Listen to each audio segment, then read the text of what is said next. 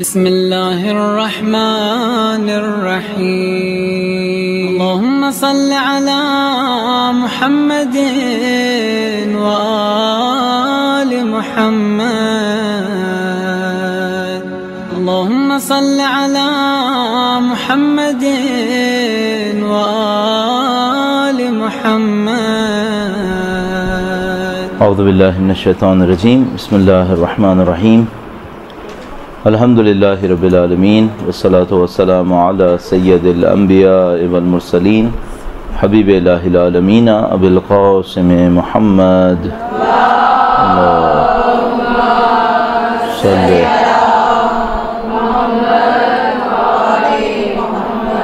وعجل فرجہ وعلی آلہ الطیبین الطاہرین سیما بقیت اللہ فی الارضین. قال اللہ تعالی فی کتابہ الکریم بسم اللہ الرحمن الرحیم ونريد ان نمن علی الذین استضعفوا فی الارض ونجعلهم ائمہ ونجعلهم الوارثین. ایک بار پھر درود بھیجے گا محمد صلی علی عاجل فرجہ. پروردگار عالم کا انتہائی شکر ہے، اس نے ہمیں اپنے دین کے بارے میں سوچنے سمجھنے والوں میں قرار دیا. اللہ کی نعمتوں میں سے ایک نعمت یہی ہے، اور یہ اللہ کی رحمتوں اور نعمتوں کی ایک علامت بھی ہے.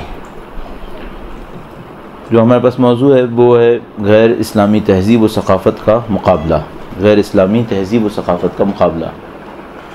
جیسا کہ میں پہلے بھی آپ کی خدمت میں عرض کر چکا ہوں کہ جب بھی آپ کو کوئی موضوع ملے آپ اپنے موضوع کا انالیسس، اس کا تجزیہ ضرور کریں، اور اس کے اندر جو مختلف الفاظ استعمال ہو رہے ہیں، اگر آپ کو کوئی سوچا سمجھا انسان موضوع دے تو اس کے مختلف الفاظ اور اس کی جو ٹرمنالوجیز ہیں پہلے اس کو کلیئر کر لیں کہ آپ اس سے کیا مطلب لے سکتے ہیں، اور اس کے بعد پھر آپ کے لیے طے ہوگا کہ آپ نے در حقیقت کیا چیزیں بیان کرنی ہیں.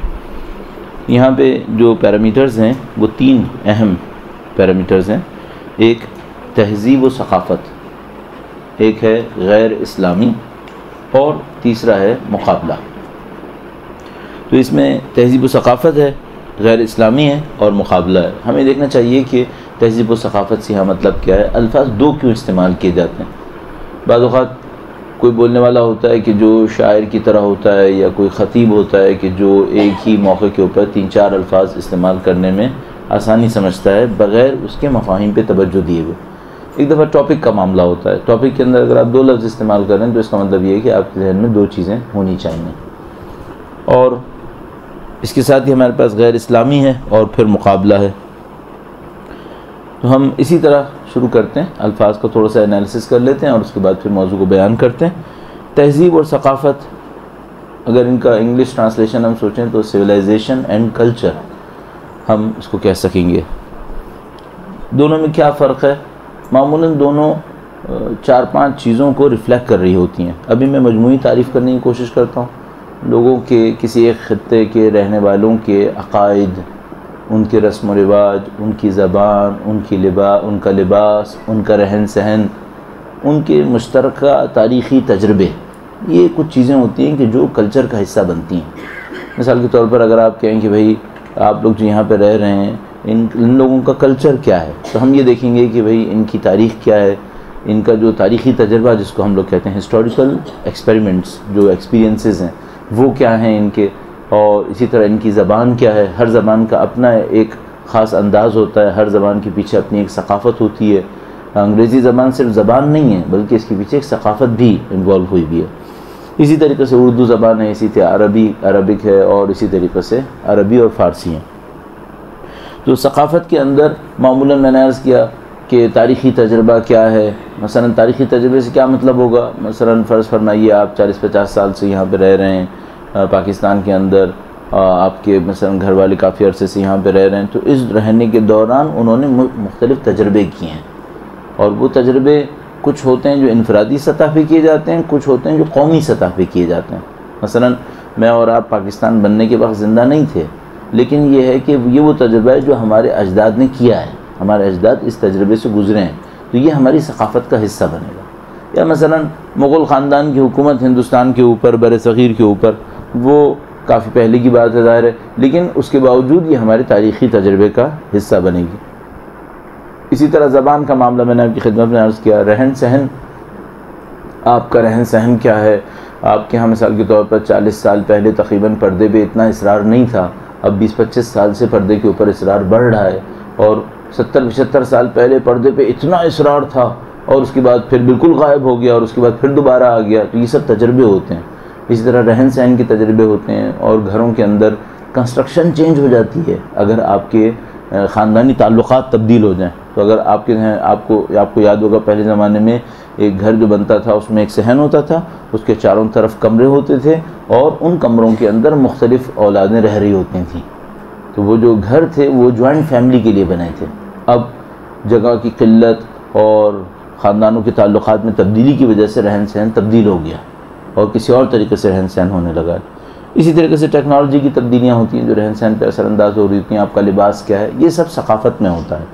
ثقافت اور تہذیب میں کیا فرق ہوتا ہے؟ تہذیب زیادہ تر تاریخی حصے کی طرف توجہ دے رہی ہوتی ہے. تہذیب زیادہ اسٹیبل ہوتی ہے، زیادہ قائم رہتی ہے، جبکہ ثقافت جو ہوتی ہے اس میں کچھ تبدیلیاں رونما ہوتی رہتی ہیں.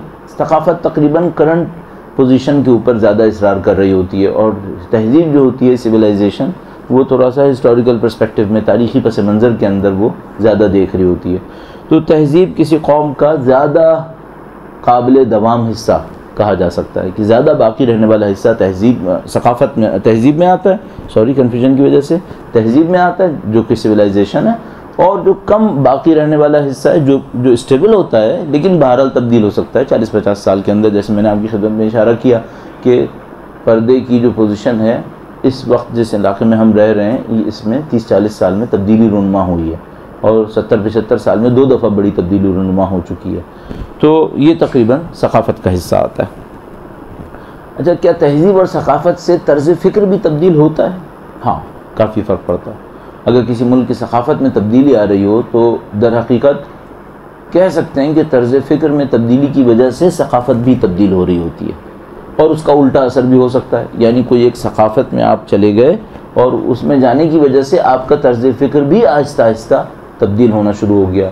آپ بالکل تصور فرمائیے کہ اگر کوئی آدمی پاکستان میں زیادہ تر جو غیر شہری علاقے وہاں کا رہنے والا ہو اور اچانک اٹھ کر وہ مثال کے طور پہ نیو یارک چلا گیا، تو اب کیا ہوگا کہ وہ اس کی مینٹیلٹی بھی کچھ عرصے میں تبدیلی کی طرف جائے گی اس ثقافت کی تبدیلی کے ساتھ ساتھ. اور برعکس بھی ہو سکتا ہے، وہ یہ کہ کسی علاقے کے اندر اسلام نہیں تھا اور اس کی وجہ سے ایک خاص ثقافت تھی، پھر کچھ عرصے کے بعد اسلام آ گیا تو ان کی ثقافت میں بھی بنیادی تبدیلی رونما ہوگی. گرچہ خود ثقافت کے اندر ہم نے عقائد کو بھی شامل کیا تھا، تو وہ عقائد ظاہر ہے کہ دین اور عقائد اس میں آتا ہے. یہ تہذیب و ثقافت ہوتی ہیں. اچھا، تہذیب و ثقافت میں کچھ چیزیں بنیادی ہوتی ہیں اور کچھ چیزیں اس کے اوپر بن رہی ہوتی ہیں، جو مثال کے طور پر کچھ فنڈامنٹلز ہوتے ہیں اور کچھ اس فنڈامنٹل انفراسٹرکچر کے اوپر کچھ اور چیزیں ہوتی ہیں جو تعمیر ہو رہی ہوتی ہیں. اچھا، یہاں پر میں بالکل گزرتے یہ بھی اشارہ کرتا چلوں کہ ثقافت کے کون سے کمپوننٹس وہ ہوتے ہیں کہ جو انفراسٹرکچر میں ہوتے ہیں، فنڈامنٹلز میں ہوتے ہیں، اور کون سے ہوتے ہیں جو اس کے اوپر کھڑے ہوتے ہیں. اس میں بے انتہا اختلاف ملے گا آپ کو. مثال کے طور پر جو لوگ تھوڑا سا سوشلسٹ کمیونسٹ ٹائپ کے لوگ ہیں وہ یہ کہیں گے کہ جو اقتصادیات ہے، معیشت ہے، وہ ثقافت کا بنیادی حصہ ہے، باقی ساری چیزیں اس کے اوپر بنتی ہیں، حتیٰ دین بھی اس کے اوپر بنتا ہے. ان کا کہنا یہ ہے. اچھا، ہم جواب میں کیا کہیں گے؟ ہم یہ کہیں گے کہ نہیں، فکر اور دین یہ بنیاد ہوتی ہے اور اس کے اوپر پھر باقی ساری چیزیں بن رہی ہوتی ہیں. تو اس میں بھی اختلاف پایا جائے گا. بہرحال یہ تہذیب اور ثقافت. اچھا، اب یہاں پر اگلا حصہ ہے وہ یہ کہ غیر اسلامی سے کیا مطلب ہے آپ کا؟ غیر اسلامی سے کیا مطلب ہے؟ اب غیر اسلامی بہت ہی جنرلائز ٹرم ہے، بہت جنرلائز. خود اسلامی ثقافت جب آپ کہیں گے نا، وہ بھی آسان نہیں ہوگا. اسلامی ثقافت بھی بہت پھیلی ہوئی چیز ہو جائے گی. مثلا اگر کسی اسلام کا مطلب دین اسلام ہے تو دین اسلام کے ماننے والے فرض فرمائیے 1.4 ارب مسلمان ہیں، اور کن خطوں میں رہ رہے ہیں؟ مشرق سے لے کے مغرب تک، شمال سے لے کے جنوب تک رہ رہے ہیں بالآخر. ان سب کی اپنی ایک ثقافت ہے. مثلا یورپ کا کون سا اسلامی ملک ہے؟ کوئی اسلامی ملک یاد ہے آپ کو یورپ کا؟ بوسنیا ہرزگوئینا. اسپین نہیں، اب تو مسلمان نہیں ہے، لیکن اس وقت جو کرنٹ مسلمان ہے بوسنیا ہرزگوئینا مسلمان علاقہ ہے. اس طرح البانیہ مسلمان علاقہ ہے. تو یہ 2 مسلمان ملک ہیں. اچھا، اب وہ جو یورپ کے اندر رہنے والے بوسنیا ہرزگوئینا کے لوگ ہیں، اور کیا ان کی ثقافت وہی ہے جو مثال کے طور پر سوڈان میں، افریقہ کے اندر سوڈان میں رہنے والوں کی؟ نہیں، بہت مختلف۔ اچھا، یہ جو بوسنیا ہرزگوئینا اور سوڈان کے لوگ ہیں، کیا ان کی ثقافت جو مثلا چین کا صوبہ سنکیانگ ہے، زنکیانگ کہیں گے اسے، ان کی ثقافت ایک جیسی؟ نہیں، زمین آسمان کا فرق ہے۔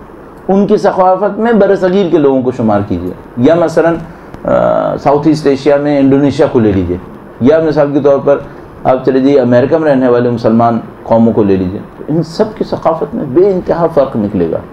تو جب ہم اسلامی کہتے ہیں تب بہت بڑی ورائٹی ہے، اور اگر آپ غیر اسلامی کہہ رہے ہیں تو کتنی بڑی ورائٹی ہے؟ تو بہت کچھ ہے۔ پھر مثلا اس میں غیر اسلامی کرسچنز بھی ہیں، یہودی بھی ہیں، ہندو بھی ہیں، بدھ مت کے ماننے والے، اصل جو کسی مذہب کے نہیں ماننے والے۔ اچھا، جو مذہب کے نہیں ماننے والے ہیں وہ مختلف قوموں کے اندر بسے ہیں، دنیا کے اندر 200 سے زیادہ ملک ہیں۔ ان 200 سے زیادہ ملکوں میں اگر 55 ممالک کو مسلمان کاؤنٹ کر لیا جائے تب بھی کم سے کم 150 ملک بنیں گے آپ کے پاس۔ ان 150 ملکوں میں ممکن ہے 100 سے زیادہ ثقافتیں تشکیل پا رہی ہیں، اور ممکن ہے ایک ہی ملک کے اندر کئی ثقافتیں زندگی گزار رہی ہیں، جیسے روس کے اندر ایک ہی ملک ہے لیکن کئی ثقافتیں، امریکہ ایک ملک ہے لیکن کئی ثقافتیں اس کے اندر۔ تو جیسے ہم غیر اسلامی کہتے ہیں تو اس کا مطلب یہ کہ ہم کسی خاص علاقے کے بارے میں گفتگو نہیں کر رہے۔ جب ہم اسلامی بھی کہتے ہیں تو کسی خاص علاقے کے بارے میں گفتگو نہیں کر سکتے، کیونکہ اسلام ایک خطے میں تھوڑی ہے۔ اچھا، یہ بہت مختلف ہے ہندو سے۔ ہندو ایک دین ہے ہندوازم، لیکن ایک ہی ملک کے اندر ہے، ایک ہی ملک کے اندر ہے، تو وہاں پر کسی حد تک بات محدود ہے۔ لیکن جب آپ کہتے ہیں اسلام یا آپ کہتے ہیں غیر اسلام تو پھر اس میں محدودیت نہیں ہے، اس میں بہت وسعت ہے۔ تو اب اس کا حل کیا نکالتے ہیں پھر؟ کہ آپ کسی مبہم چیز کے بارے میں بات کر رہے ہیں، تو ہم کہتے ہیں نہیں، ایسا نہیں ہوگا۔ ہم یہ کریں گے کہ غیر اسلامی سے کچھ مشترکہ عناصر نکال لیں گے جو تمام غیر اسلامی میں مشترک ہو، تاکہ ہم کسی ایک جغرافیہ کے اندر نہ پھنسیں۔ مثلا دیکھیے، بنانے والے نے ممکن ہے ہوشیاری کی ہو کہ اس نے مغربی ثقافت نہ لکھا ہو، اور ظاہر ہے کہ ایسا ہی ہوا ہے، مغربی ثقافت نہیں لکھا۔ کیوں؟ اگر مغربی ثقافت لکھتے تو آبجیکشن بہت زیادہ ہو جاتے کہ کیا ساری مغربی ثقافتیں غیر اسلامی ہیں؟ نہیں۔ مغربی ثقافت کیا صرف مغرب کے اندر ہے؟ نہیں۔ اس طرح بہت ساری پیچیدگیاں تھیں، لہذا اچھا کیا کہ مغربی ثقافت نہیں لکھا۔ مغربی ثقافت میں کیا ساری چیزیں غلط ہیں؟ میں بہت ساری چیزیں مثبت ہیں، بلکہ میں نے آپ کو کبھی آپ کو سنایا ہوگا کہ میں ایک دفعہ ایک اسکینڈینیوین کنٹری میں تھا، پریسائسلی ناروے کے اندر، تو وہاں ایک نئی مسلمان ہونے والے خاتون سے بات ہو رہی تھی، تو ہمارے کچھ لیکچرز انہوں نے سنے ہوئے تھے جو مغربی ثقافت کے خلاف تھے، صحیح؟ تو انہوں نے ہم سے یہ کہا کہ کیا آپ نے میری ذاتی ثقافت کو کیسا دیکھا آپ نے؟ تو میں نے ان سے کہا کہ میں سمجھتا ہوں کہ آپ کے اندر 80% سے زیادہ اسلام ہے۔ تو انہوں نے کہا کہ یا پتہ نہیں شاید 90% سے زیادہ کہا تھا، میں نے مجھے یاد نہیں آ رہا۔ تو انہوں نے مجھ سے کہا کہ یہ بہت اچھی بات ہے کہ میرے اندر اتنا اسلام ہے، لیکن میرے اندر جو کچھ بھی ہے شاید 80% وہی ہے جو مسلمان سے پہلے تھا، میں نے کچھ چیزیں تبدیل کی۔ تو ان کا کہنا کیا تھا؟ ان کا کہنا یہ تھا کہ مغربی ثقافت میں جو آپ سمجھ رہے ہیں سب کا سب غلط ہے، وہ سب کا سب غلط نہیں ہے۔ جس کو آپ 80-90% مسلمان کہہ رہے ہیں اس کا 70-80% وہی ہے جو پہلے بھی تھا۔ تو انہوں نے کہا ہم پہلے بھی سچائی کو پسند کرتے تھے، ابھی بھی سچائی کو پسند کرتے ہیں، پہلے بھی ہم وفاداری کرتے تھے، ابھی ہم وفاداری کرتے ہیں۔ البتہ ان کا کیس بہت مختلف ہے اور بہت سارے مغربی ثقافت میں رہنے والوں سے۔ مثلا آپ ان کے کیس کو کسی طور پر کمپیئر نہیں کر پائیں گے، مثال کے طور پر نیو یارک کے کسی ایک محلے کی ثقافت سے، وہ کہیں سے کہیں پہنچی ہوئی ہوگی، وہ اس کے مقابلے میں بہت مختلف ہے۔ اس طرح بہت ساری چیزیں ہیں جو مختلف ہیں۔ تو ہم کیا کریں گے؟ ہم کامن فیکٹر نکال لیتے ہیں کہ غیر اسلامی کا مطلب ہمارا کیا ہوگا، اور اس کو میں ابھی آپ کی خدمت میں تشریح کروں گا۔ اچھا، اب مقابلے کا آخری عنصر، اس کے اوپر بھی بات کر لیتے ہیں۔ مقابلہ ہم کسے کہتے ہیں؟ جیسے آپ کہتے ہیں مقابلہ کرنا، تو اس سے آپ کا مطلب کیا ہوتا ہے؟ اور ظاہر ایک کسی کا جسم سے مقابلہ ہوتا ہے، وزن کا وزن سے مقابلہ ہوتا ہے، لیکن فکر کا فکر سے مقابلہ ہوتا ہے۔ فکر کا مقابلہ شمشیر سے نہیں ہو سکتا، اور فکر کے مقابلے میں آپ کو فکر لانی ہوتی ہے، یا مثال کے طور پر ثقافت کے مقابلے میں ثقافت دینی ہوتی ہے، اور اس ثقافت کو آپ کو پہلے مرحلے میں اب مقابلے کی طرف آ رہے ہیں۔ مقابلہ کے لیے پہلا کام تو یہ کرنا ہوگا کہ آپ کو سمجھنا پڑے گا کہ یہ ہے کیا۔ آپ کسی چیز کو سمجھے بغیر کبھی بھی اس کا مقابلہ نہیں کر پائیں گے، آپ کی ریسورسز بھی ضائع ہو جائیں گی اور آپ شاید وہ نتیجے بھی حاصل نہیں کر پائیں گے۔ تو مقابلہ کرنے کے لیے پہلا کام یہ کریں کہ پہلے اس کو سمجھیں گے ہے کیا۔ اچھا جب آپ کہتے ہیں کہ سمجھیں کہ یہ ہے کیا، تو اس کا مطلب کیا ہوتا ہے؟ آپ یہ دیکھیں کہ یہ کس چیز سے بنا ہے. نمبر 1 اس کے پوائنٹ آف اسٹرینتھ کون سے ہیں، کہاں پر اس کی مضبوطی ہے. نمبر 2 پوائنٹ آف ویکنیسز کہاں پر ہے، کمزوری کہاں پر ہے. اور پھر ظاہر ہے جب آپ نے مقابلہ کرنا ہے تو آپ نے کیا کرنا ہے، پوائنٹ آف اسٹرینتھ کو اڈاپٹ کرنا ہے اور پوائنٹ آف ویکنیس پہ اٹیک کرنا ہے. میں یہ جملہ بہت زیادہ دہراتا ہوں اور آپ کی خدمت میں بھی عرض کروں گا، وہ یہ کہ جو ایک مشہور صاحب ہیں وہ کہا کرتے تھے، وہ یہ کہ آپ دشمن سے بعد میں لڑیں، پہلے اس کی اسٹریٹجی سے لڑیں. شاید آپ کو لڑنے کی ضرورت ہی نہیں پڑے گی، اسٹریٹجی فرسٹ. تو جب آپ مقابلے کی بات کرتے ہیں نا تو سب سے پہلے یہ دیکھیں یہ غیر اسلامی تہذیب ہے کیا، غیر اسلامی ثقافت ہے کیا، اس کی پوائنٹ آف اسٹرینتھ کیا ہے، کیوں پھیل رہی ہے یا کیوں پھیلی تھی. اگر دونوں معنی میں اس کو رکھ لیں تو اس میں اٹریکشنز کیا ہیں. دوسری بات یہ کہ اس کے اندر ویکنیسز کیا ہیں. پھر آپ کو پتہ چلے گا کہ بھئی اگر آپ واقعا مقابلہ کرنا چاہتے ہیں تو اس مقابلے کا مطلب کیا ہے. اچھا ظاہر ہے کہ مقابلہ کرنے کا ایک مطلب یہ ہوگا کہ میں مبتلا نہ ہو جاؤں. شاید یہاں پر عنوان دینے والے نے اتنے تک سوچا ہوگا کہ بھئی ہمارا مطلب یہ نہیں ہے کہ ہم جا کر ان سے کیسے لڑیں گے، ان کو کیسے ختم کریں گے، ان کو کیسے صحیح کریں گے. ہمارا تو مسئلہ یہ ہے کہ یہ غیر اسلامی ثقافت ہمیں اکھیڑ دے رہی ہے، اس کو کیسے سنبھالیں گے. تو یہاں پر مقابلے کا مطلب تقریباً دفاع کی سینس میں ہے کہ ہم اس کا مقابلہ کرتے ہوئے اپنی اسلامی ثقافت کا دفاع کیسے کریں گے.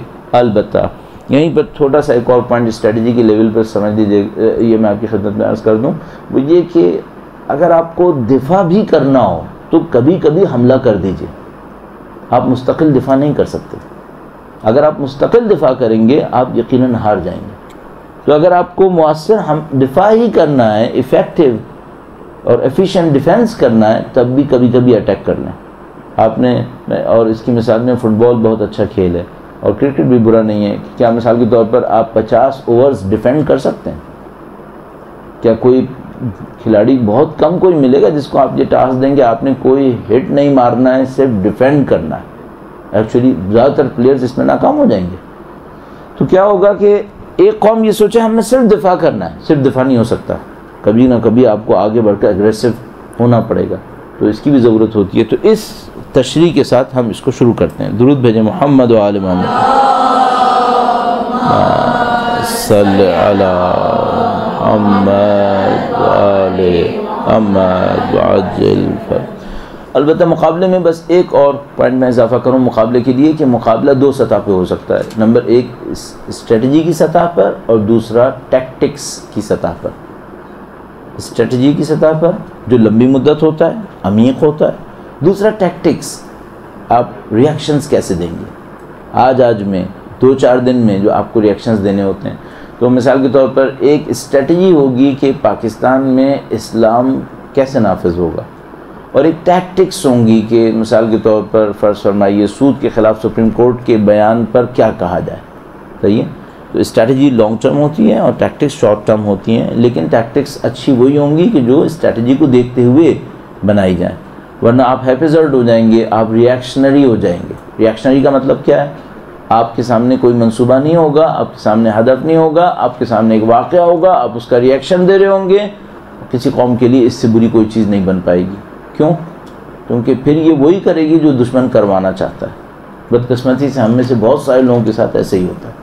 وہ ریاکشنری ہوتے ہیں، ان کے پاس کوئی اسٹریٹجی نہیں ہوتی، ان کے پاس ٹیکٹکس نہیں ہوتی، وہ صرف ریاکشن دے رہے ہوتے ہیں ڈے ٹو ڈے بیسس پر، اور اس ریاکشن کے اندر وہ نہ چاہتے ہوئے بھی وہیں پھنس جاتے ہیں جہاں دشمن ان کو پھنسانا چاہتا ہے. تو مثال کے طور پر اگر دشمن یہ دکھانا چاہے کہ ہم اور وائلنٹ ہیں تو وہ کوئی ایسی حرکت کریں گے جس سے مسلمان توڑ پھوڑ شروع کر دیں، تو یہ ثابت ہوگا کہ ہم وائلنٹ ہیں. یا مثال کے طور پر اب جیسے یہ فرانس میں جو کچھ ہوا وہ یہ کہ انہوں نے 17 آدمی 2 دن کے اندر 3 دن کے اندر فرانس میں مار دیے. اب یہ جو مارے گئے اس کے بعد مسلمانوں کا جو ریاکشن ہے وہ امپورٹنٹ ہے. اب آپ کیا ریاکشن دکھائیں گے؟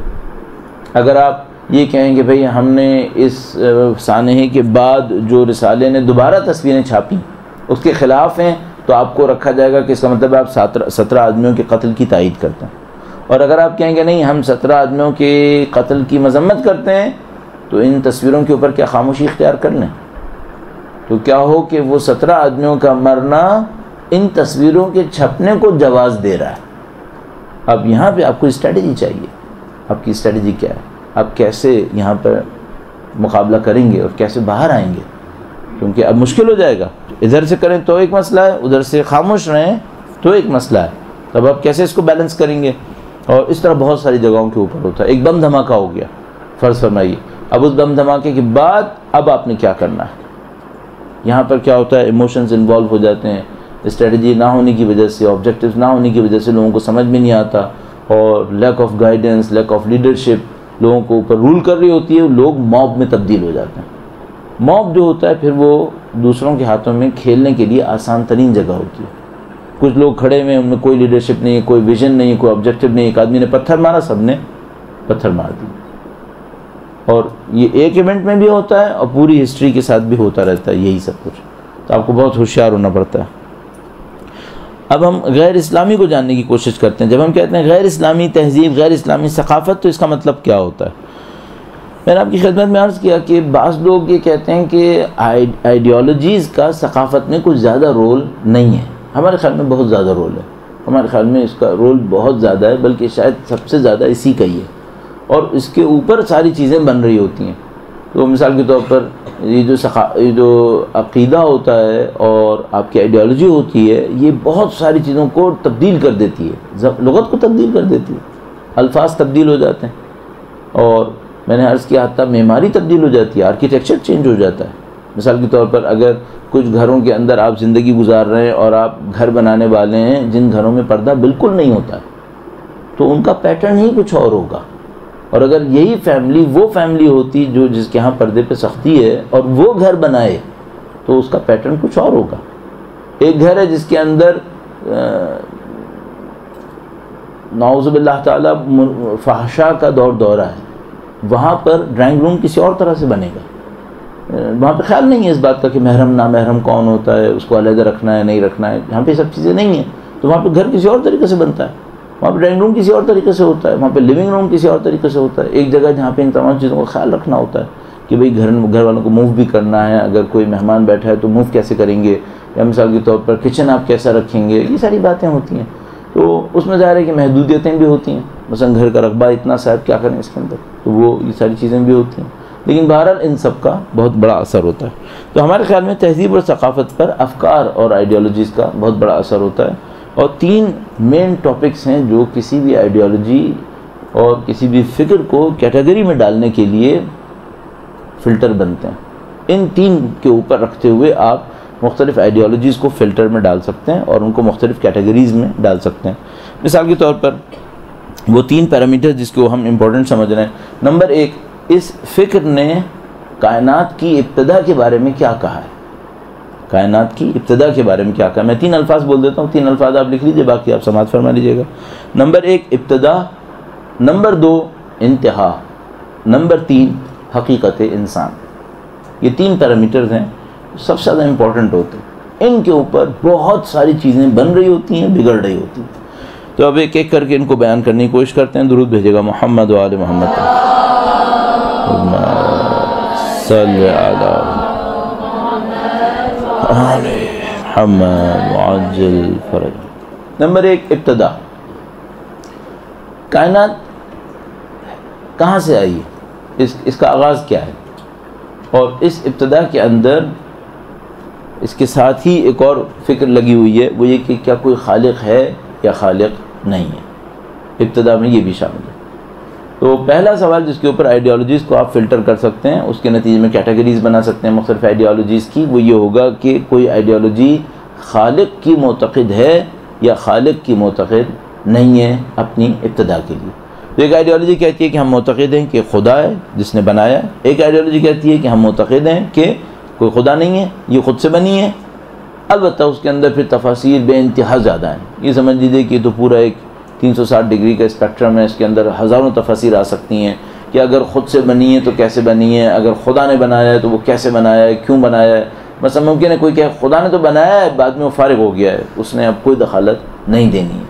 کوئی کہے گا کہ خدا نے بنایا تو ہے لیکن کسی کو ہینڈ اوور کر دیا ہے، اس نے کسی اور کے حوالے کر دیا ہے، اب وہ کوئی دخالت نہیں دیتا ہے۔ کیونکہ اگر یہ خدا نے بنایا تو تھا، لیکن حقیقت یہ ہے کہ فیلئر ہونے کی وجہ سے خدا نے چھوڑ دیا ہے اس کو، کہ بھئی یہ نظام نعوذ باللہ تعالیٰ فیل ہو گیا ہے، تو اب اس خدا نے چھوڑ دیا ہے، تو اب یہ ایسے ہی چل رہا ہے یہاں پر۔ اس طرح کے 25 افکار، ایک جو ظاہر ہے کہ ہماری فکر ہوگی وہ یہ کہے گی کہ نہیں، خدا نے بنایا ہے، اس نے ہدایت کے لیے نظام بھی بنایا ہے، کبھی بھی غافل نہیں ہے، لا سنۃ ولا نوم، نہ وہ اس کو کبھی نظر انداز کرتا ہے، اپنی رحمت کو مسلسل اس کے اوپر نازل فرماتا ہے، اور اس کے لیے ایک ہدف کا بھی معتقد ہے، جو دوسرا پیرامیٹر آئے گا۔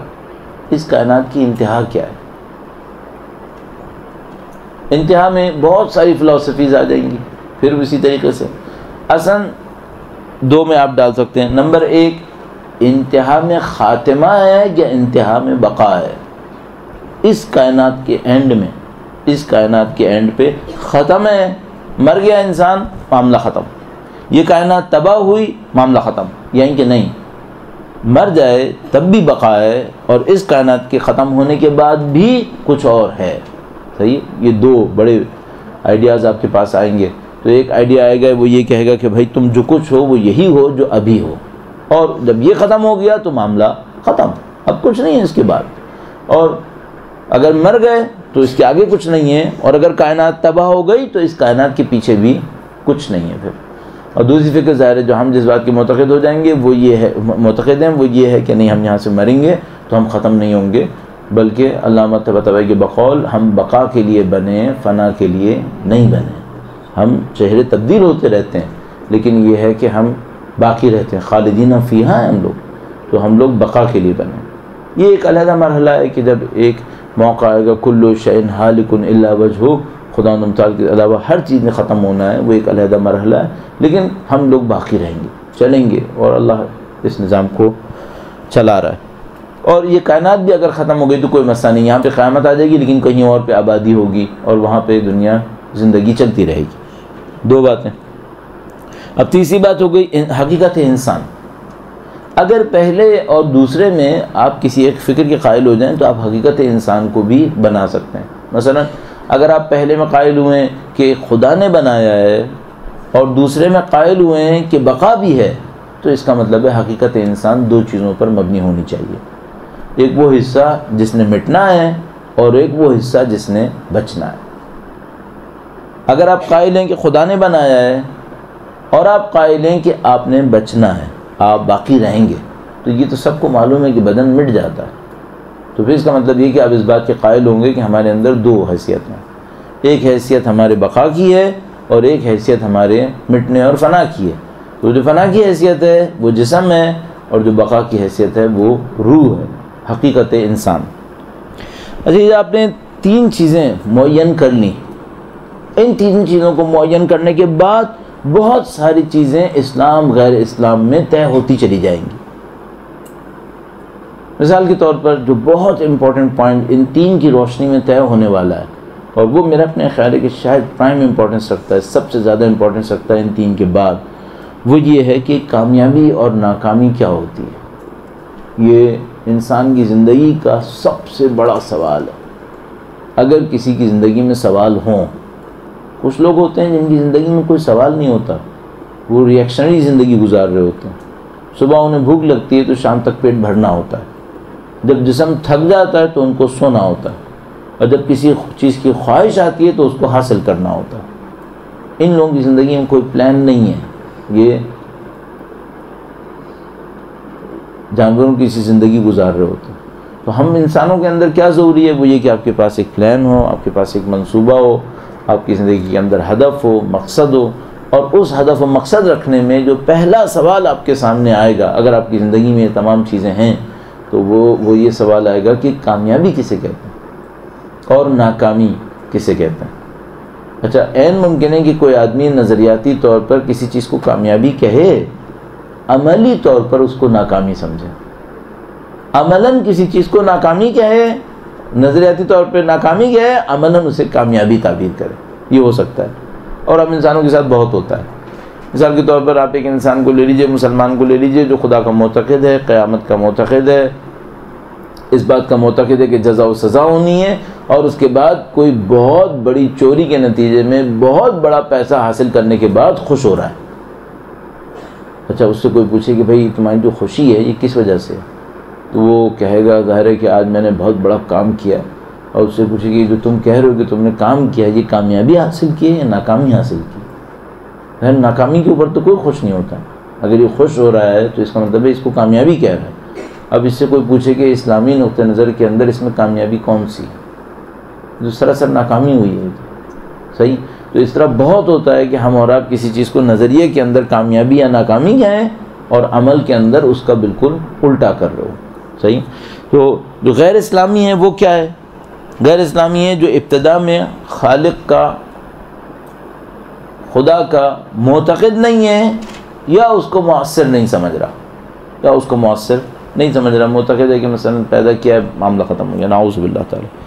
انتہا میں خدا کا معتقد نہیں ہے، قیامت کا معتقد نہیں ہے، لہٰذا یا اس کو اہمیت نہیں دے رہا ہے، مثال کے طور پر بہت سارے مسلمان، بہت سارے کرسچن، بہت سارے دوسرے مذاہب کے ماننے والے لوگ معتقد ہیں، اہمیت نہیں دیتے۔ مثال کے طور پر آیا اس وقت آپ ان تمام ممالک کے اندر تشریف لے جائیں جہاں پر مشہور ہے کہ عیسائیت ہے، تقریباً ان تمام ممالک کے اندر شراب ہے یا نہیں ہے؟ کیا عیسائیت میں شراب جائز ہے؟ ایک قطرہ بھی حرام ہے، لیکن یوں لگ رہا ہے جیسے واجب ہے، معاشروں کے اندر چلے جائیے دیکھ لیجیے۔ اور یا مثال کے طور پر کیا عیسائیت کے اندر مرد اور عورت کے تعلقات میں قوانین نہیں ہیں؟ کیا 100% قوانین ہیں، اور ان تمام تر قوانین کے باوجود ان معاشروں کو دیکھیے تو آپ کو احساس ہی نہیں ہوگا کہ جیسے کوئی دین نے کوئی قانون دیا ہے۔ اسی طریقے سے بہت ساری چیزیں مسلمانوں کے اندر، اور ان سب کو ہم احساس کر سکتے ہیں۔ تو اسلام کا، غیر اسلامی کا مطلب ہوگا جو ابتدا میں خدا کا قائل نہیں ہے، انتہا میں کسی اور چیز کا قائل نہیں ہے، قیامت کا قائل نہیں ہے، حقیقت انسان میں کس چیز کا قائل ہے؟ حقیقت انسان میں عملاً اس بات کا قائل ہے کہ بدن کے سوا کچھ نہیں ہے۔ عملاً ممکن ہے نظریے میں قائل ہو کہ روح ہے، لیکن عملاً اس بات کا قائل ہوتا ہے کہ بدن کے سوا کچھ نہیں ہے، لہذا وہ اس کا سارا ہم و غم بدن کے اوپر ہوتا ہے۔ اس کو ہم تقریباً غیر اسلامی ثقافت کے بنیادی اجزاء کہہ سکتے ہیں، صحیح؟ اچھا اب اس کو مقابلہ کیسے ہوگا؟ اس کا مقابلہ ہم نے عرض کیا تھا، اس کا مقابلہ ہوگا کہ ہم اس کو پہچانیں، اس کو پہچاننے کے بعد پہلے مرحلے میں اپنا دفاع تیار کریں، اور دوسرے مرحلے میں کہیں ہو سکے تو ہم اس کے سامنے پہنچیں اور اس کو صحیح کرنے کی کوشش کریں۔ تو ہم اس کو پہچاننے کی کوشش کرتے ہیں ان پیرامیٹرز کے اندر۔ میں نے عرض کیا آپ کی خدمت میں کامیابی اور ناکامی یہ بہت بڑا عنوان بنے گا، تھوڑا سا کامیابی اور ناکامی کے اوپر امپلیمنٹ کرتے ہیں اس سے۔ درود بھیجے گا محمد و آل محمد، صلی علی محمد۔ کامیابی کسے کہیں گے؟ اگر اسلامی ہے تو کامیابی میں سب سے پہلا پیرامیٹر آئے گا خدا کو خوش کرے، نمبر 1۔ نمبر 2، آخرت کو تعمیر کرے، اس کے ساتھ ساتھ خدا کو خوش کرے، آخرت کی تعمیر کرے جو اس کے نتیجے میں ہو رہی ہوگی۔ نمبر 3، روح کو مزید تقویت دے۔ کامیابی میں یہ آئے گا۔ اس کے ساتھ اگر بدن کو بھی آرام ملے تو اچھا ہے، بدن کو بھی آرام ملے تو اچھا ہے، صحیح؟ اور اس کے مقابلے میں اگر آئے تو پھر نہیں، بدن کی کوئی حیثیت نہیں ہے، ٹھیک ہے؟ یہ کامیابی ہو جائے گی۔ کامیابی ہوگی خدا کو خوش کرے، ابتدا میں خدا ہے اس کو خوش کرے، انتہا میں قیامت ہے، اخروی زندگی، بلکہ اگر قیامت تو ایک مرحلے کا نام ہے، اس کے بعد اخروی زندگی ہے، اخروی زندگی کو کامیاب بنائے، روح کو تقویت دے، روح جو مستقل حصہ ہے، باقی رہنے والا حصہ ہے، بدن اگر ان تین کے ساتھ اس کو بھی آرام مل رہا ہو تو بہت ہی اچھا ہے، لیکن اگر ان تین کے مقابلے میں بدن آ رہا ہو تو پھر بدن کی کوئی حیثیت نہیں ہے، پھر بدن کٹ بھی جائے تو کوئی مسئلہ نہیں ہے، تو یہ کامیابی بنے گی۔ اچھا اس کے مقابلے میں جو غیر اسلامی فکر ہوگی اس میں کامیابی کیا ہوگی؟ خدا کا تو معتقد ہے ہی نہیں، آخرت کا بھی معتقد نہیں ہے، یا اگر اعتقاد ہے بھی تو اہمیت نہیں ہے، روح سے اس کو کوئی سروکار ہے نہیں، تو کامیابی رہ جائے گی زیادہ سے زیادہ وہ یہ رہے گی اس دنیا میں کتنی لذتیں ملیں، بس اس کے سوا کچھ نہیں بچے گا، اس دنیا میں کتنی لذتیں ملیں۔ اب وہ لذتیں اس کو اپنی جاہ طلبی کو پورا کر کے ملتی ہو، چونکہ مختلف قسم کے انسان مختلف انداز میں لذتیں لے رہے ہوتے ہیں۔ مثلا جو دو فرق بتایا کرتے ہیں وہ یہ کہ مثلا امریکہ میں کوئی سیاست کرے گا تاکہ دولت کمائے، اور انگلستان میں کوئی دولت کمائے گا تاکہ اس سے سیاست کرے. دونوں میں فرق ہوتا ہے. انگلستان کی سیاست میں رہتے ہوئے آپ زیادہ پیسہ نہیں کما پائیں گے، لیکن بہرحال آپ کو ایک رسپیکٹ مل رہی ہوتی ہے، آپ فلاں کہلائیں، لارڈ کہلائیں گے، یہ کہلائیں گے، وہ کہلائیں گے. دولت اتنی زیادہ نہیں مل پاتی وہاں پہ زیادہ تر. البتہ اب وہ لوگ بھی سیکھ رہے ہیں تو وہ لوگ بھی اس میں آگے بڑھ رہے ہیں کہ ہاں ہم کیسے پیسے کما پائیں گے. اچھا، امریکہ میں سب کو معلوم ہے کہ سیاست میں آئے گا اور طاقت حاصل کرے گا، اور طاقت حاصل کرنے کے بعد کیا کرے گا؟ یہ کہیں نہ کہیں بنائے گا. اور اس کی بدترین مثال جو ہے وہ جارج بش کی دی جاتی ہے کہ انہوں نے بڑی بڑی کمپنیز بنائیں. ڈک چینی اور جارج بش ان کے خاندان نے بڑی بڑی کمپنیز بنائیں، پورے عراق کو تباہ کیا، پھر پورے عراق کے ٹھیکے لیے، اور ان ٹھیکوں کے ساتھ جو کچھ کیا وہ ایسا ہی ہے جیسے ہمارے KMC کے سابقہ کے ٹھیکے ملا کرتے تھے، اور لوگ اس کے ساتھ کیا کیا کرتے تھے. ایگزیکٹلی وہی کیا انہوں نے. تو پورا عراق برباد کر لیا، اس کے پیسے بھی کما کے لے گئے. تو وہاں پہ سیاست کی جاتی ہے تاکہ دولت کمائی جائے. انگلستان میں دولت کمائی ہے تاکہ آپ سیاست کر سکیں. ہر انسان کا اپنا ایک انداز ہوتا ہے. مثال کے طور پر ممکن ہے کسی کے لیے شہرت اہم ہو، تو اس کی جتنی بھی لذتیں ہوں شہرت کے اندر، تو دولت بھی خرچ کرے تاکہ شہرت کما لے. اور اسی طرح اور پس چیزیں انسانوں کے اندر آ سکتی ہیں. تو کامیابی ناکامی کیا ہوئی؟ غیر اسلامی تہذیب کے اندر کامیابی ناکامی صرف لذتوں کے اوپر ہے. اچھا، یہ لذتیں اخروی یا دنیاوی؟ ظاہر ہے کہ وہ آخرت کا تو معتقد ہی نہیں ہے، ساری کی ساری دنیاوی ہے. تو دنیا ہے صرف. اچھا، اس میں کیا برائی ہے؟ ہم شناخت کے لیول پر ہیں. اس میں برائی کیا ہے؟ اس میں برائی یہ ہے کہ اس میں صرف موت ہی موت ہے. کیوں موت ہے؟ اس کی وجہ یہ ہے کہ اب تھوڑا سا انالیسس کر رہے ہیں اور تھوڑا سا انالیسس میں جاتے ہیں. یہ جو کامیابی ہے، جو دنیاوی کامیابی اور لذتوں کی بنیاد پر ہے، یہ ہمیشہ محدود رہے گی، ہمیشہ لمیٹڈ رہے گی. کیوں؟ اس کی بیس 3 چیزیں بنیں گی. یا دولت بنے گی، یا طاقت بنے گی، یا شہرت. یہ جو دنیا کی لذتیں ہوتی ہیں یہ کسی بھی رنگ میں ہوں، یہ 3 پیرامیٹرز سے زیادہ معمولاً باہر نہیں نکلتی. مجھے تو کوئی چوتھا سمجھ میں نہیں آتا. یا دولت سے آتی ہیں، یا طاقت سے آتی ہیں، یا شہرت سے آتی ہیں. اچھا، ان تینوں کی آپ نیچر کو دیکھیں. دولت بالآخر لمیٹڈ ہے. دنیا کے اندر جتنی بھی دولت ہے بالآخر لمیٹڈ ہے. دنیا میں جتنا بھی لوگ طاقتور ہوں گے تو ایک طاقتور ہوگا، باقی لوگ اس کے سامنے کمزور ہوں گے. شہرت، ظاہر ہے شہرت کا مطلب یہ ہوتا ہے کہ ایک آدمی دوسروں کے درمیان پرومیننٹ ہوگا. تو ایک آدمی مشہور ہوگا، بہت سارے لوگ غیر مشہور ہوں گے. تینوں اسکیلز لمیٹڈ ہیں، دولت بھی، طاقت بھی، اور شہرت بھی. اچھا، یہ تو لمیٹڈ ہیں، اور جو یہاں پہ 7 ارب انسان بن رہے ہیں ان کی خواہشات یہ ان لمیٹڈ ہیں. ہر آدمی کو اتنی دولت چاہیے جتنا اس سے زندگی گزر سکے، یا زیادہ چاہیے؟ زیادہ چاہیے، بالکل زیادہ چاہیے. مثلا اگر ایک انسان کو زندگی گزارنے کے لیے فرض کر لیجئے ایسے یوں سوچ لیتے ہیں کہ $5 لاکھ چاہیے، تو اسے پیسہ کتنا چاہیے؟ 5 ارب بھی کم ہے. 5 ارب پہ بھی کیوں رکے؟ اتنے دنیا کے اندر بلینر کیوں بنے؟ آیا ان کو اتنا پیسہ زندگی گزارنے کے لیے چاہیے؟ نہیں. جو امریکہ میں بہت مہنگے مہنگے گھر ہیں، جو مثلا دنیا بھر کے اندر، بھئی پاکستان کے اندر مثلا ایک اچھا خاصا مہنگا گھر، البتہ ظاہر ہے غریب سے لے کے امیر تک کی مہنگے کی ڈیفینیشن چینج ہوتی رہے گی. مثلا میرے لیے ممکن ہے ایک چیز بہت مہنگی ہوگی، دوسرا کہے گا بھئی یہ تو کوڑیوں کے مول ہے. اور تو جو بہت مہنگا ہوگا مثال کے طور پر ایسی میں سوچ لیتا ہوں 25 کروڑ روپے کا، 50 کروڑ روپے کا. صحیح ہے، اتنا بڑا گھر ہو گیا.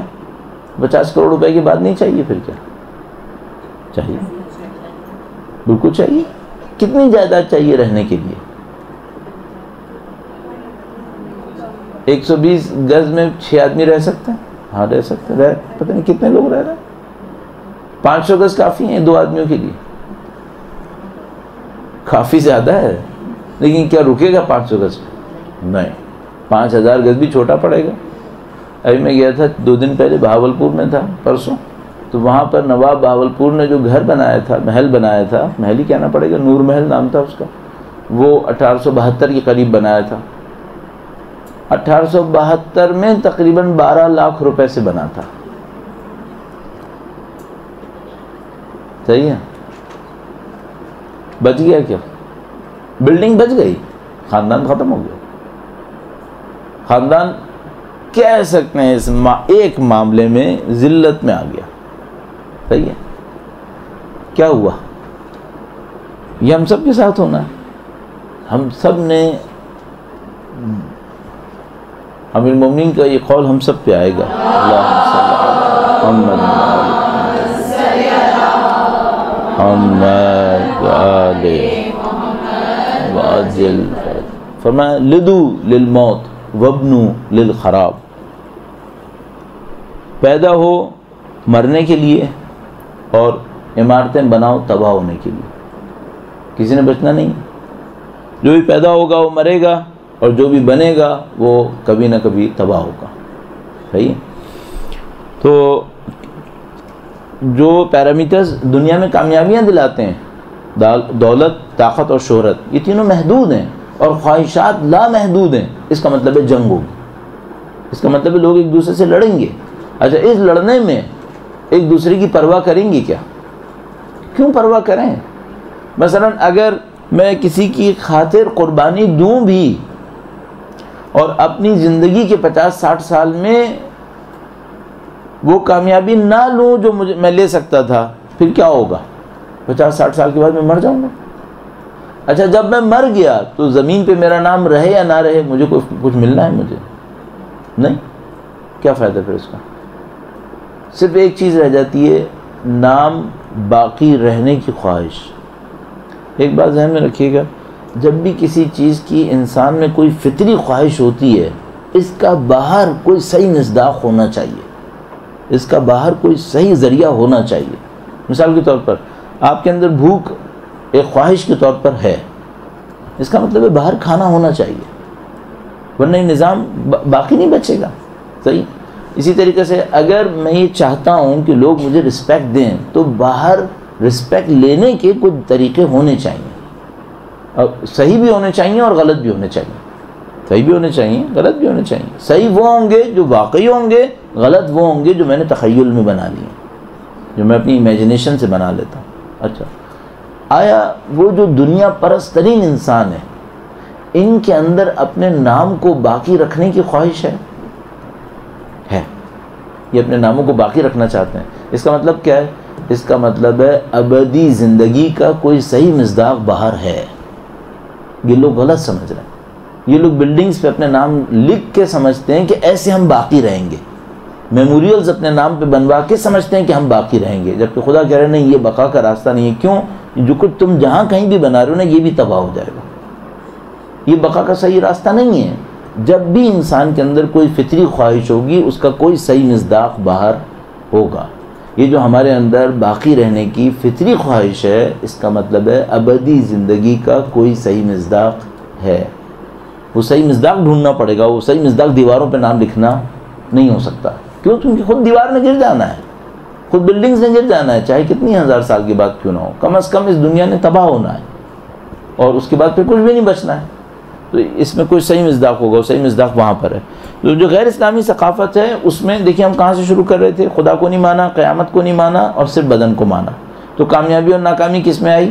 کامیابی اور ناکامی آئی بدن کی دنیاوی لذتوں کے اندر. اور اس کامیابی کو حاصل کرنے کے لیے، بدن کی دنیاوی لذتوں کو حاصل کرنے کے لیے جو راستہ نکلا، وہ کہاں سے نکلا؟ دولت، طاقت اور شہرت سے. اور یہ تینوں چیزیں لمیٹڈ ہیں. اس کا مطلب ہے زندگی میں ہمیشہ جنگ رہے گی. اچھا، ممکن ہے کوئی یہ کہے کہ یہ جنگ تو ہوگی، لیکن میں وہ ہوں جو کامیاب ہو جاؤں گا ہمیشہ. چلو یہ فرض کر لیتے ہیں، جبکہ ایسا ہمیشہ نہیں ہوگا. لیکن اگر فرض کر لیں تو اب ایک اور سوال ہے، جو ناکام ہوں گے وہ خاموشی سے بیٹھے رہیں گے؟ نہیں. وہ جو ناکام ہوں گے وہ فرسٹریٹڈ ہوں گے. وہ جب اپنی فرسٹریشن میں جائیں گے تو ریئیکشن دیں گے. ریئیکشن دیں گے تو کیا ہوگا؟ جب موقع ملیں گے تمہارا تختہ الٹ دیں گے. صحیح. اس کا مطلب ہے کہ اس آئیڈیالوجی کے پیچھے ہمیشہ ڈسٹرکشن آئے گی، ہمیشہ تخریب آئے گی، ہمیشہ تباہی آئے گی. اور یہ وہ مصیبت ہے جس کے اندر ہم مبتلا ہو گئے. دنیا اسی کی معتقد ہو گئی، اور اسی کے معتقد ہونے کے نتیجے میں اس تباہی تک ہم یہاں پر پہنچ گئے. اچھا، اب اس کے بہت سارے اور بھی پیرامیٹرز ہیں. مثال کے طور پر بہت تیزی سے گزارتے ہوئے وقت کی کمی کی وجہ سے نسبتاً وہ یہ کہ اگر کوئی اس آئیڈیالوجی کو لے لے اور یہی دنیا کے اندر پھیل جائے تو اگلا مرحلہ کیا ہوگا؟ اگلا مرحلہ یہ ہوگا کہ کچھ لوگ حاکم ہوں گے، بہت سارے لوگ محکوم ہوں گے، مونوپلیز بنیں گی، انحصار اور ایکسکلوسیو کلبز کے سارے مثال کے طور پہ ایک بینیفٹ رکھنے والے سارے رچ ایک جگہ، رچ کلب ایک جگہ ہو جائے گا۔ اس وقت دنیا کے اندر کیا پوزیشن ہے؟ ٹاپ 1% کے پاس، ٹاپ 1% کے پاس، یعنی دنیا میں جو دولت مند ہیں، دولت کا جو اسکیل ہے غربت سے لے کے امارت تک، اس میں جو ٹاپ 1% ہے، اونلی 1%، اس کے پاس آدھی سے زیادہ دنیا کی دولت ہے۔ صحیح ہے؟ ٹاپ 1% کے پاس 50% سے زیادہ ویلتھ ہے۔ صحیح ہے؟ یعنی اب یہ سوچئے 1% کے پاس 50% سے زیادہ ویلتھ ہے اور 99% کے پاس لیس دین 50% ہے۔ اچھا اگر میں ٹاپ 1% کو ٹاپ 10% کر لوں تو پھر کیا نتیجہ نکلے گا؟ تو یہ سمجھ دیجئے ٹاپ 15% to 18% کے پاس مور دین 85% آف ویلتھ ہے۔ یعنی کہ ٹاپ 15% لے لیں، ٹاپ 15% دولت مندوں کو اوپر سے نیچے 15% لے لیں تو دنیا کی ساری دولت کا 85% ان کے پاس ہے، 85% ان کے پاس ہے، اور باقی 85 لوگوں کے پاس کیا ہے؟ 15%۔ یہ منوپلیز آنی ہے، خود بخود آنی ہے۔ کیوں؟ آپ نے اس کو کامیابی کا اسکیل بنایا تھا نا، تو جس کی جو طاقت چلی اس نے جا کر اپنا کام کر دیا۔ اچھا اس کے نتیجے میں بہت کچھ ہوگا۔ ابھی تھوڑا سا اور اس کو میں جلدی بڑھاتا ہوں، اگر البتہ میں اس کو بہت تفصیل سے مختلف جگہوں پہ عرض کر چکا ہوں۔ اگر مجھے یاد آتا ہے کہ اگر کبھی آپ کوئی اسپیچز دیکھیں، حتیٰ عشر محرم جس کے اوپر ہم نے ظلم کے اوپر بات کی ہے، تو اس میں ہم نے بہت تفصیل سے اس کے اوپر بات کی ہے کہ یہ جو ظلم کا نظام ہے یہ اپنے عمل کو کرتا کیسے ہے۔ اچھا یہ دیکھیے جیسے ہی ایسا ہوگا 1% 51% دولت اس کے اپنے ہاتھ میں رکھے گی تو اب اس کو ایک اور خطرہ آئے گا۔ وہ کیا آئے گا؟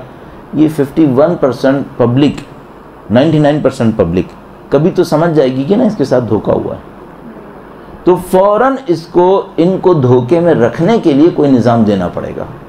اس کو ہم کہتے ہیں ڈسیپشن، کوئی دھوکہ دینا پڑے گا۔ صحیح؟ بس وہ 1% اپنی منوپلی کو باقی رکھنے کی خاطر 99% لوگوں کو کیا دے گی؟ کوئی ڈسیپشن دے گی، کوئی دھوکہ دے گی۔ اب اس دھوکے کے اندر یہ بیچارے 99% چلتے رہیں گے، یہ چلتے رہیں گے۔ کیپٹلزم اس ٹائپ کا ایک دھوکہ دے گی کہ لوگوں کو ایڈورٹیزمنٹ نظر آتے رہیں گے، وہ ان کے پیچھے چلتے رہیں گے، ساری زندگی ایسی چیزوں کے حاصل کرنے کے خواب میں گھومتے رہیں گے جن کو کبھی بھی ان کے نصیب میں نہیں آنا ہے۔ یہ دھوکہ چلے گا۔ اس دھوکے کے نتیجے میں جو آبجیکٹیوز آف لائف ہیں وہ قربان ہوتے رہیں گے، یہ سب ہوتا رہے گا۔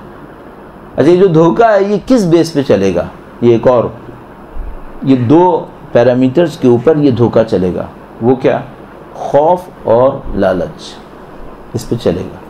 یہ جو 1% ہے اس نے 99% کو دھوکہ دینا ہے، یا ٹاپ 15% نے 85% کو دھوکہ دینا ہے، تو یہ دھوکہ کس بنیاد پہ دیں گے؟ لالچ کی بنیاد پہ دیں گے اور خوف کی بنیاد پر، یہ اس پہ چلاتے رہیں گے اسے۔ تو اب یہاں تک میں روکنے کی کوشش کرتا ہوں چونکہ پھر ہم بہت آگے جا رہے ہیں اور ایسا نہ بالکل ٹائم ختم ہو جائے ہمارے پاس۔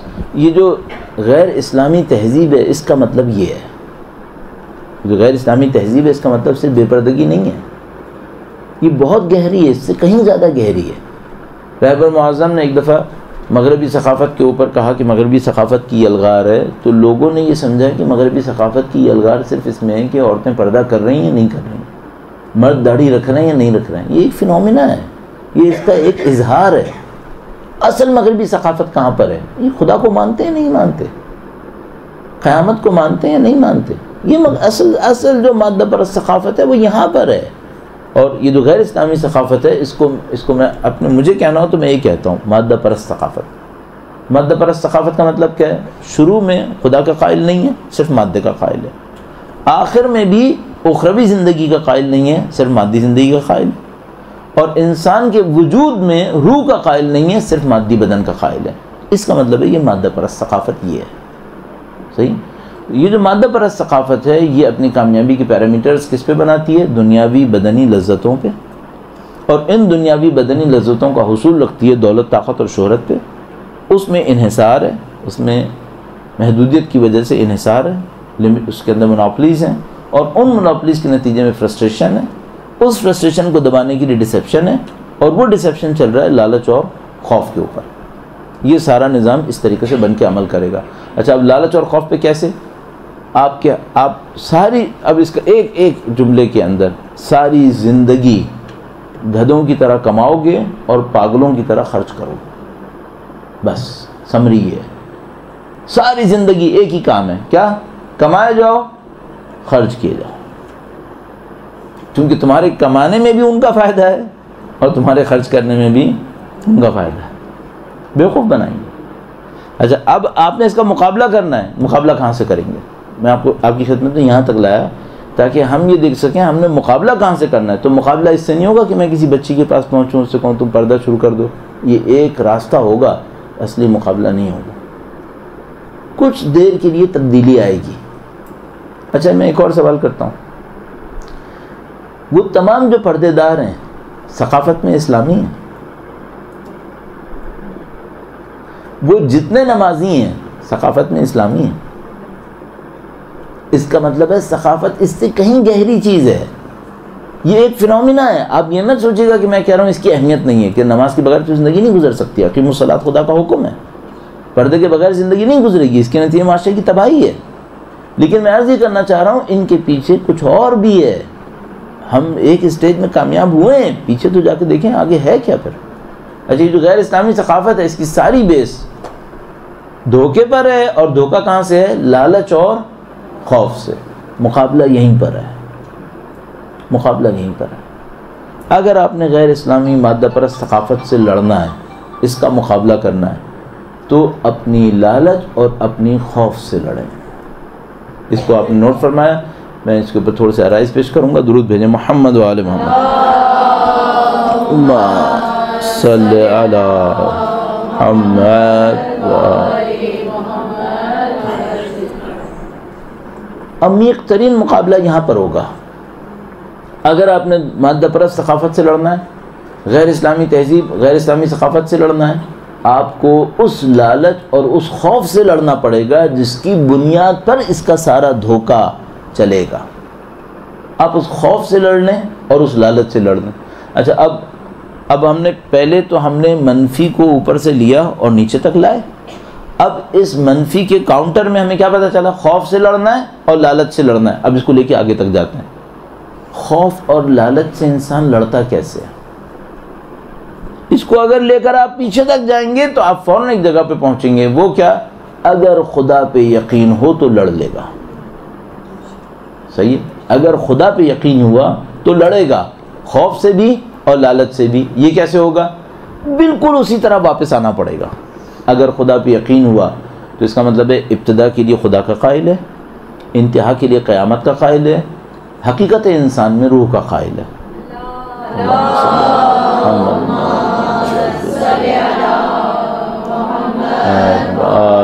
محمد جیسے وہ ان تین پیرامیٹرز کا قائل ہے، خدا کا قائل ہے، قیامت کا قائل ہے، اخروی زندگی کا بلکہ اور روح کا قائل ہے، تو اپنی کامیابی ناکامی کہاں پہ دیکھے گا؟ وہ اپنی کامیابی ناکامی خدا کی خوشی میں، اخروی زندگی کی کامیابی اور روح کی بلندی میں دیکھے گا۔ صحیح ہے؟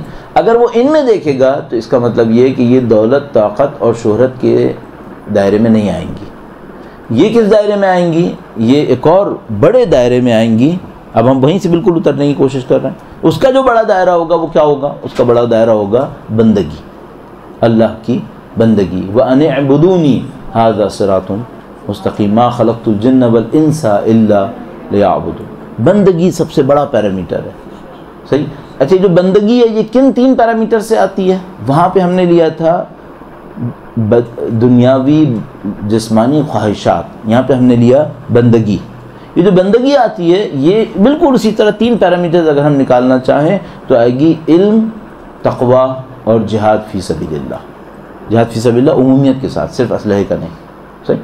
علم،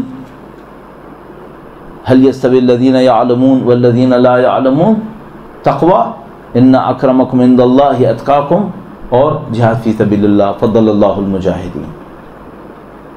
اچھا، جب یہ تین پیرامیٹرز آپ دیکھیں، اب دیکھیں بالکل اسی طرح انالیسس کیجئے، یہ جو تین پیرامیٹرز ہیں یہ لمیٹڈ ہیں یا ان لمیٹڈ ہیں؟ یہ انلمیٹڈ ہیں، ان پہ کوئی جنگ نہیں ہے۔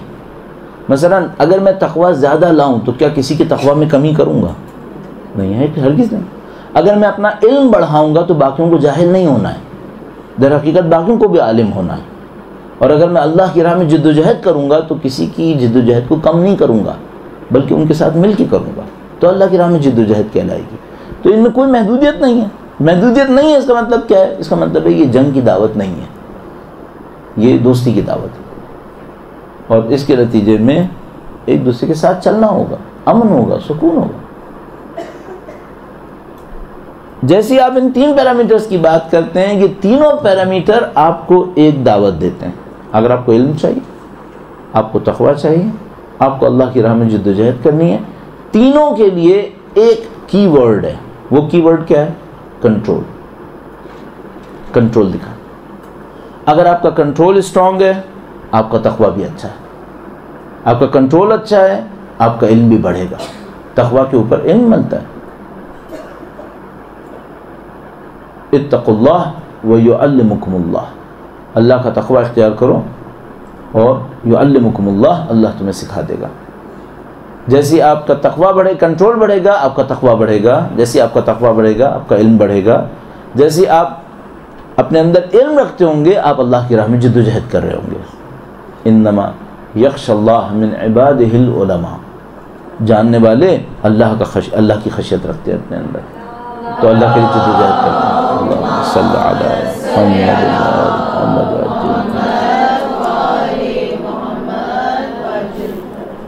کیا ہوا کہ کنٹرول مین پیرامیٹر آ گیا کہ اگر کنٹرول ہوا تو سب کچھ حاصل ہو جائے گا۔ اچھا، وہاں پہ مین پیرامیٹر کیا ہے؟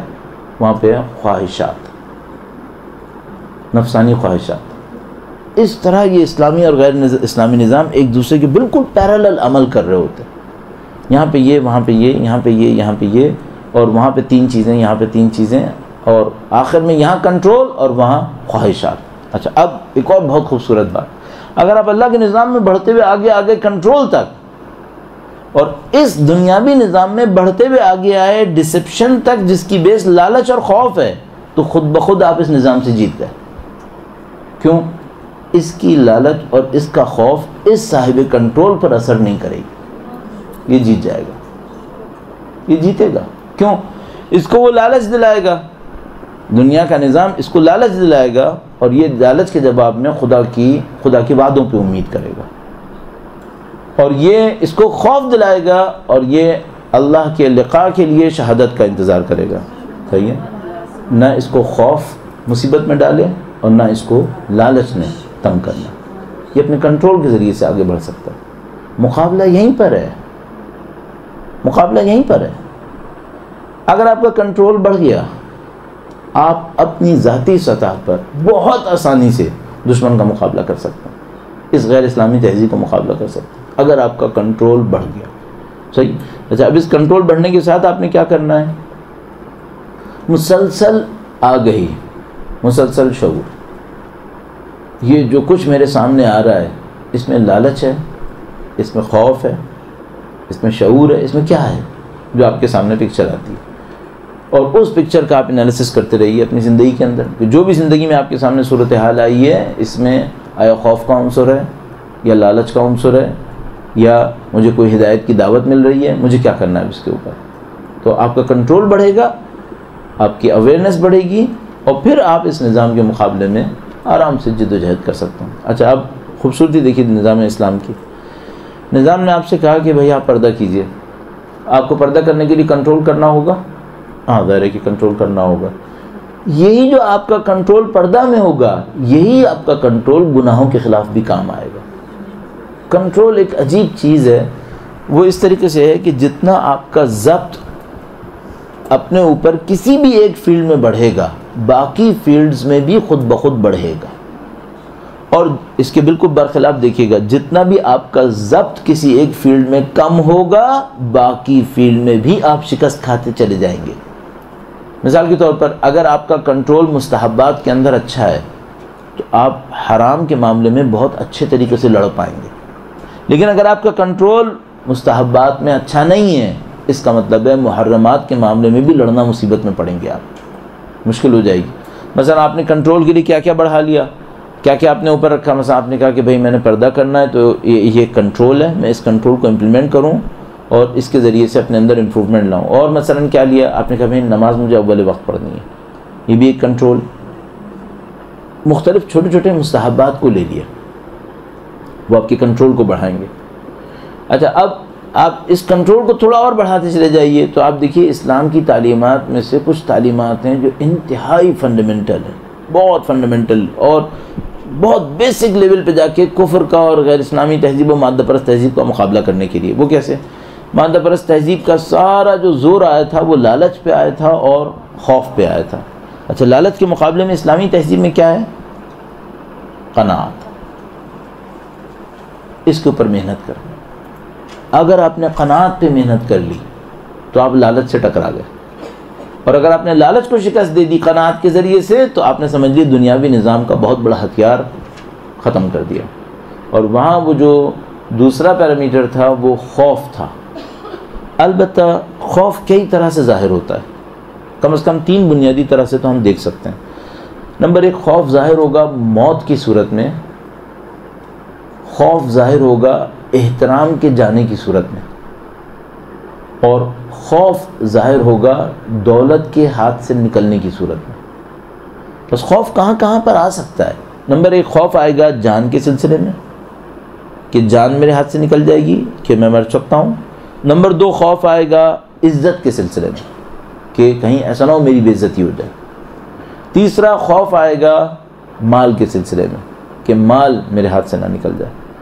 اچھا اگر آپ اس مرحلے میں خدا پہ یقین رکھتے ہیں اور آپ نے یقیناً توحید کے مختلف اقسام پڑھی ہیں اور آپ توحید افعالی میں اس بات کے معتقد ہیں کہ خدا ہے جس کے ہاتھ میں سب کچھ ہے، تو چاہے وہ موت ہو، چاہے وہ عزت ہو، چاہے وہ دولت ہو، سب کچھ خدا کے ہاتھ میں. صحیح؟ خدا ہے جو زندہ کرے گا، خدا ہے کہ جو مارے گا، اور عزت دینے والا خدا ہے، ذلت دینے والا خدا ہے. اموال میں سے بھی جو مال دینا ہوگا وہ خدا دے گا، جو نہیں دینا ہوگا وہ باقی سب کا سب تباہی لے کے آئے گا. صحیح؟ تو جیسے جیسے آپ کا خدا بھی یقین بڑھتا چلا جائے گا آپ خوف سے بھی لڑ سکتے ہیں اور آپ لالچ سے بھی لڑ سکتے ہیں. آپ خوف و لالچ سے لڑ سکتے ہیں، قناعت کے ذریعے سے معاملہ ختم ہو گیا. اب آپ کو غیر اسلامی تہذیب نقصان نہیں پہنچائی. اچھا اب بالکل اینڈ پہ لے جاتے ہوئے، خدا نہ کرے آپ نے یہ سارا انالیسس نہیں کیا اور آپ نے تہذیبی اسلامی تہذیب کو سمجھا صرف پردہ، چند آیتیں، روایتیں اور عبادات، تو پھر اس کے بعد کیا ہوگا؟ اس کے بعد یہ ہوگا کہ جب لالچ اور خوف آپ کے سامنے آئیں گے تو آپ مقابلہ نہیں کر پائیں گے.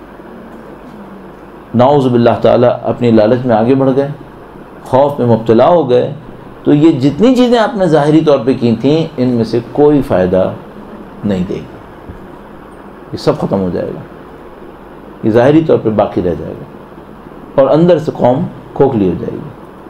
الحمدللہ رب العالمین ہم لوگوں نے 25-30 سال میں بہت ساری چیزیں آگے بڑھنے کی کوشش کی ہے. اب جو مجھے جگہ سمجھ میں آتی ہے وہ سب سے فنڈامنٹل ہے، اور 3 لیولز بنا سکتے ہیں ہم لوگوں کے لیے. 3 لیولز پہ کسی قوم کی اسلامی تربیت کی جا سکتی ہے. پیورٹی کے حساب سے نہیں کہہ رہا، آسان ہونے کے حساب سے کہہ رہا ہوں.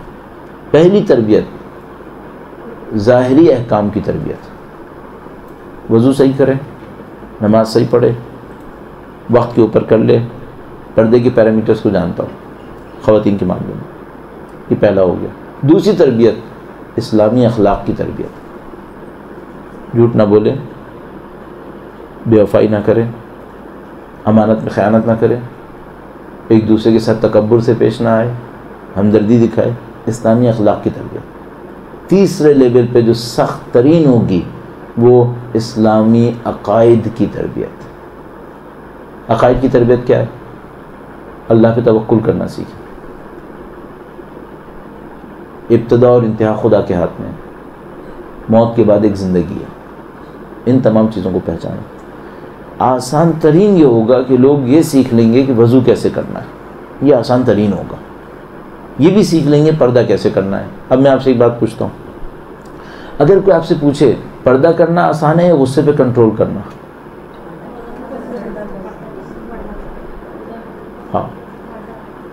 اب آپ اپنا فیصلہ خود کر لیجیے گا، سب کے لیے اپنا ایک ہوتا ہے. اچھا، پردہ کرنا، غصے پہ کنٹرول کرنا اور خدا پہ توکل کرنا، کس کو آپ آسان دیکھیں گے، کس کو آپ مشکل دیکھیں گے؟ ان سب باتوں کو پہچاننے کی کوشش کیجیے. مثال کے طور پر میں پھر ایک اور سیکوینس بناتا ہوں. پردہ کرنا، سچ بولنا، اللہ ہی کو بس رازق سمجھنا، کون سا آسان ہے؟ ان سب کو دیکھتے رہیے. یہ وہ جگہیں آپ کو پہچاننی پڑیں گی. کیا ہوگا؟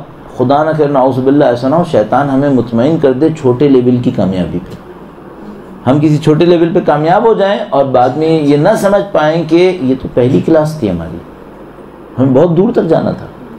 یہ جو ہم کفر کے نظام میں، غیر اسلامی تہذیب کے نظام کے مقابلے میں کئی جگہ کے اوپر مشکل میں مبتلا ہیں. بس اپنے ملک کو دیکھ لیجیے، جبکہ ہمارا ملک کئی اعتبار سے بہت سارے اسلامی ممالک کے مقابلے میں بہت کنزرویٹو ملک ہے. یہاں پر ترکی جیسا حشر نہیں ہے. اب ترکی کچھ اور ہو گیا ہے مثلا، اور دوسرے ممالک کی طرح نہیں ہے. یہاں بہت صورتحال بہتر ہے ظاہری طور پر، لیکن جب اسلامی تہذیب کے مقابلے میں غیر اسلامی تہذیب کو دیکھتے ہیں، تہذیب و ثقافت میں جتنا انہوں نے شکست کھائی ہے اتنا یہاں پہ ہم نے بھی شکست کھائی. کیوں ایسا ہوا؟ اس کی وجہ ہوا کہ ہم دین کی سروس پہ رہے. زیادہ تر اہل سنت کے ساتھ مشکل یہی آئی کہ وہ دین کی سرفیس پہ رہے، وہ سرفیس تو باقی رہ گیا، اندر سے سب کچھ ختم ہو گیا. وہی مادہ پرستی، وہی لالچ، وہی حرص، وہی خوف، وہی سب کچھ سب کے اندر ہو گیا. تو اس لیول کو آپ آئیڈینٹیفائی کریں کہ آپ نے کس لیول پہ جانا ہے. اور یہ بھی میں آپ کی خدمت میں عرض کرتا ہوں، جس طرح میں نے ابھی آپ کی خدمت میں عرض کیا نا کہ ایک لیول ہے اسلام کے احکام کا، ایک لیول ہے اسلام کے اخلاق کا، اور ایک لیول ہے اسلام کے عقائد کا. ہمیں یوں لگتا ہے جیسے دنیا کی جو زندگیوں کے مختلف ادوار ہیں، جیسے یہ دنیاوی زندگی ہے، پھر برزخ ہے، اس کے بعد آخرت ہے. یہ تین اسی طرح ہیں. بظاہر یہ لگ رہا ہے کہ مثال کے طور پر یہاں جو ایک زندگی ہماری گزر رہی ہے، یہ احکام پہ بیس کرتے ہوئے گزر رہی ہے. پھر اس کے بعد جب ہم برزخ میں جائیں گے تو بظاہر برزخ اخلاق کی دنیا ہے. یعنی میرے جو بھی اخلاقیات تھے وہ یہ طے کریں گے کہ میں برزخ میں زندگی کیسے حاصل کر پاؤں گا. اور اس کے بعد جب آخرت آئے گی تو آخرت پھر احکام اور اخلاق کی نہیں ہے، آخرت قیامت کی ہے. جس کا خدا پہ یقین تھا وہ آخرت میں کہیں اور ہوگا، اور خدا پہ یقین ان تمام ڈیٹیلز کے ساتھ. مثلا توحید میں کتنے چیپٹرز ہیں، ان سب پہ اس کا یقین کیسا تھا. تو بظاہر یہ جو آخری ٹاپک میں نے آپ کی خدمت میں عرض کیا، تھوڑا سا یہ کافی مجمل ہے دائرہ ہے اور اس میں بہت ساری کمپلیکیشنز ہیں، لیکن یہ میں آپ کی خدمت میں عرض کرنا چاہ رہا ہوں کہ اگر ہمیں کسی سے مقابلہ کرنا ہے غیر اسلامی فکر سے، مادہ پرست ثقافت سے، تو یہ چھوٹی سطح پہ نہیں ہوگا. البتہ یہ بھی میں عرض کرتا چلوں، جب میں آپ سے کہہ رہا ہوں یہ چھوٹی سطح اور احکام کا نام لے رہا ہوں تو کوئی یہ نہ سمجھے میں کہہ رہا ہوں احکام چھوٹا سا کام. نہیں، چھوٹا کام نہیں ہے. یہ ثقافت بنانے کا سب سے بڑا ابتدائی مرحلہ ہے، سب سے اہم مرحلہ ہے. اگر یہ مرحلہ ہم نے اسکپ کر دیا خدا نہ کرے تو پھر ہم نہیں بنا پائیں گے، ہمارے لیے بہت مشکل ہے. لیکن اس پہ رکنا نہیں ہے، اس کے پیچھے دنیا بسی ہوئی ہے. آپ نے ایک کام کیا، اس کے پیچھے علم اخلاق پورا ہے، اس کے اوپر جانا ہے. پھر اس کے پیچھے عقائد کی دنیا ہے. اور جب مقابلہ ہوتا ہے، جیسا کہ مولا کا فرمان ہے کہ جب مقابلے ہوتے ہیں، ٹکراؤ ہوتا ہے، تو انسانوں کے ہنر پہچانے جاتے ہیں. اگر مقابلہ بس اتنا ہوا نا کہ کس نے نماز پڑھنی کس نے نہیں پڑھنی، اس میں جیتنے والے بہت ہوں گے. اچھا، اگر مقابلہ اس پہ ہوا کہ کس کے اخلاق اسلامی ہیں کس کے اخلاق غیر اسلامی ہیں، تو جیتنے والے کم ہو جائیں گے. اچھا، اگر مقابلہ اس پر ہوا کہ کون موت کو شکست دے گا اور کون موت کو شکست نہیں دے گا، تو اب وہ مولا کا فرمان آتا ہے وَإِذَا مُحِّصُوا بِالْبَلَاءِ قَلَّ الدَّيَّانُ. جب لوگ امتحانوں میں پڑھتے ہیں تو پھر دیندار لوگ کم رہ جاتے ہیں. سید الشہداء نے جب 61 ہجری میں جملہ ارشاد فرمایا تھا تو نمازی کم نہیں تھے اس وقت. پھر مولا کیوں فرما رہے تھے جب لوگ مشکلات میں پڑھتے ہیں تو دیندار کم رہ جاتے ہیں؟ یہ دینداری یہ صرف نمازی والی دینداری نہیں ہے، یہ دینداری صرف پردے اور قرآن پڑھنے والی دینداری نہیں ہے، اور یہ دینداری صرف سچ بولنے اور جھوٹ بولنے والی بھی نہیں ہے. یہ دینداری اس بات پر ہے کہ اللہ کی راہ میں موت کو قبول کرنا ہے یا نہیں کرنا ہے. ٹاپ لیول پر ہے بالکل. یہ میں آپ کی خدمت میں عرض کرنا چاہ رہا ہوں، اگر ہمیں مقابلہ کرنا ہے ہمیں عمیق ترین جگہ پہ جا کے مقابلہ کرنا ہوگا. اور اس جگہ پہ جب آپ مقابلہ کر لیتے ہیں تو بہت ساری چیزیں سسٹمیٹک اور آٹومیٹک ہوتی ہوئی صحیح ہونے لگتی ہیں. آخری بات ایک اور عرض کروں گا، ممکن ہے کوئی یہ کہے کہ میں ایک مقابلہ کر لوں، سب کا کیا ہوگا؟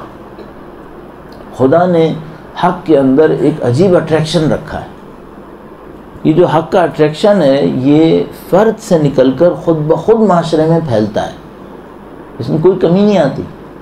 سید الشہداء کا اٹریکشن ابھی تک پھیلا رہا ہے، اس کے ماننے والے بڑھ رہے ہیں، اس کے ماننے والے کم نہیں ہو رہے.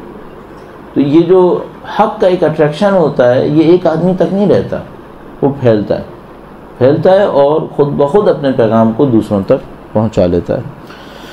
درود بھیجے گا محمد و آل محمد پر. اللہم صلی علی محمد وعجل فرج. اللجل اللجل یا مولا اللجل اللجل اللجل اللجل اللجل اللجل اللجل یا صاحب السماء اللجل اللجل